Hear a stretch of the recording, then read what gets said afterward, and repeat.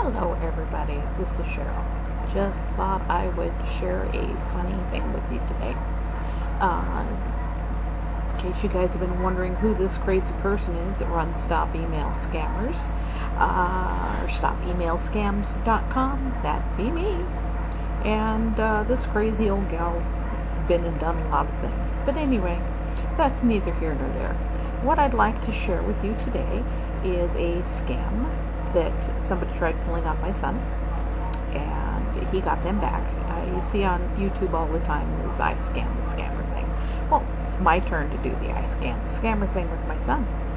And what happened was he rebuilds computers and had made a high-power computer and put together and decided to sell it on Craigslist. Well, we all know that you can get some pretty decent things on Craigslist, and you could make some pretty decent money selling things on Craigslist. But we also know that there's a lot of scams going around on Craigslist. And that's, of course, the kind of thing that happened with my son. I get them all the time, too. So do the rest of y'all. As you know, I get them all the time because that's the topic of my website. But anyway, he gets this email from a scammer who's in Nigeria, and we all know that most of those scams are all coming out of Nigeria right now. And this guy tells him, look, I will give you a money order, or I guess it was a cashier's check, for more than the amount that you're asking for the computer, and go ahead and keep an extra $50. Send me the computer, and whatever is left over on the money that I send you, I want you to send to a friend of mine via Western Union who's there in the States. So anyway, we know how these things go, right?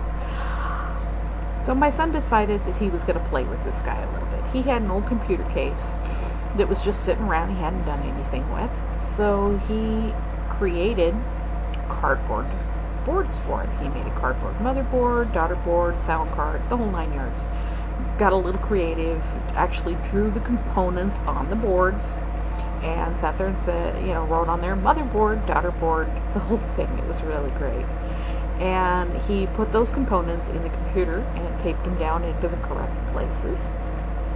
Got a small brick and taped that down inside the case so that it would have a little bit of weight to it, and boxed it up and sent it on to this guy in Nigeria. Now, him and the guy over at Western Union were having a great laugh over this whole thing, too. And he told the gentleman in Nigeria that it got caught in customs and got returned to him, and that he had to declare the correct value on it. So he declared the value that he was selling it for on Craigslist, which the gentleman was very unhappy over because he wanted the declared value to be somewhere around $25, $50. I don't remember. So anyway, it sat in customs there for, I think my son said, about 4 days. And finally the scammer went down and picked it up from customs, paid the customs fees, which he wasn't happy about.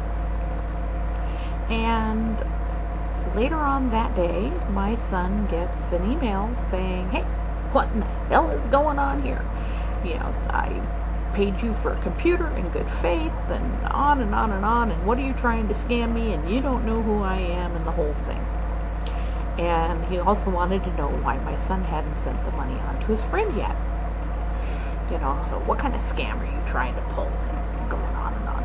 So, of course, the conversation back and forth via email very quickly degraded, and it culminated in the email scammer trying to send my son a computer virus, which didn't work because my son is savvy enough on this stuff that he just thought it was funny. But I wanted to share that with you today because there's all kinds of things on YouTube about how I got scammed, or I scammed a scammer, and some of them are pretty insightful and pretty creative. This one isn't as creative as some, but it's more creative than others, and we just had a great big laugh over it. So in the meantime, take care, stay safe, be informed, be aware, and don't get bit by these crazy internet